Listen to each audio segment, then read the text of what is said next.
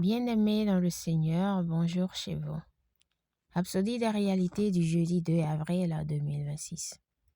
Pasteur Chris partage avec nous sur le thème « La loi de la vie ». Alléluia. Notre verset d'ouverture tiré de Romains 8, verset 2. En effet, la loi de l'esprit de vie en Jésus-Christ m'a affranchi de la loi du péché et de la mort. Gloire à Dieu. Beaucoup ont du mal à comprendre l'expression soulignée dans notre verset d'ouverture, comme si la loi du péché et de la mort était une seule et même loi. Mais dans le contexte de Romains 7 et 8, la mort elle-même n'est pas une loi. Il y a la loi du péché et il y a la mort comme conséquence. Maintenant, avec l'aide du Saint-Esprit, j'ai pu le lire correctement.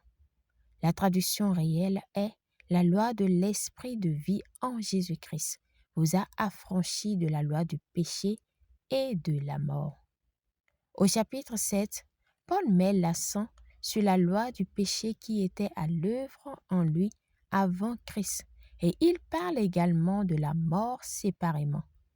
Au chapitre 8, verset 2, il montre que la loi supérieure, la loi de l'esprit de vie en Christ Jésus, vous a libéré à la fois de la loi du péché et de la mort. Gloire à Dieu. Vous ne vivez plus sous les principes de ce monde qui régissent ceux qui sont en dehors de Christ, qui sont sujets à la mort, à la décadence et à la corruption. Vous vivez selon la loi de la vie. C'est la raison pour laquelle vous devez refuser d'entretenir la peur de la mort. La vie de Dieu en vous n'est pas soumise à la mort. Vous êtes passé de la mort à la vie. Alléluia.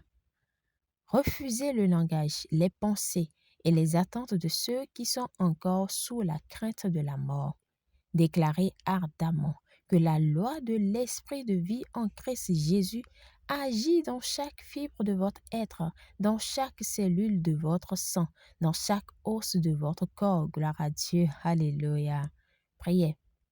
Cher Père, merci de m'avoir emmené sous la loi de l'esprit de vie en Christ Jésus.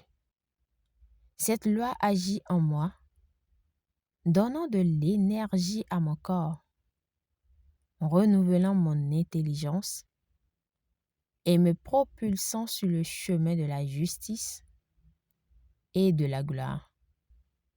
J'ai été libéré de la loi du péché et de la mort. Je marche tous les jours dans la vie, la santé, la victoire et la domination.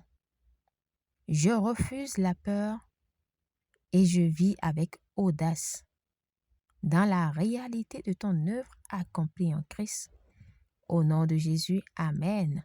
Pour une étude approfondie, nous lisons Romains 8, versets 10 à 11, 2 Timothée 1, verset 10, Jean 5, verset 24. Nous aimerions à présent vous donner l'opportunité de recevoir le Seigneur Jésus-Christ comme votre Seigneur et Sauveur. Maintenant, gloire à Dieu. Et si vous croyez déjà en lui, il suffit juste de faire cette prière, cette confession, et vous recevrez la vie éternelle. Alors dites, « Ô Seigneur Dieu, je crois de tout mon cœur en Jésus-Christ, Fils du Dieu vivant. Je crois qu'il est mort pour moi et que Dieu l'a ressuscité des morts. Je crois qu'il est vivant aujourd'hui. Je confesse de ma bouche que Jésus-Christ est le Seigneur de ma vie à partir d'aujourd'hui. Par lui et en son nom, j'ai la vie éternelle. Je suis né de nouveau. Merci Seigneur d'avoir sauvé mon âme. Je suis désormais un enfant de Dieu. Alléluia.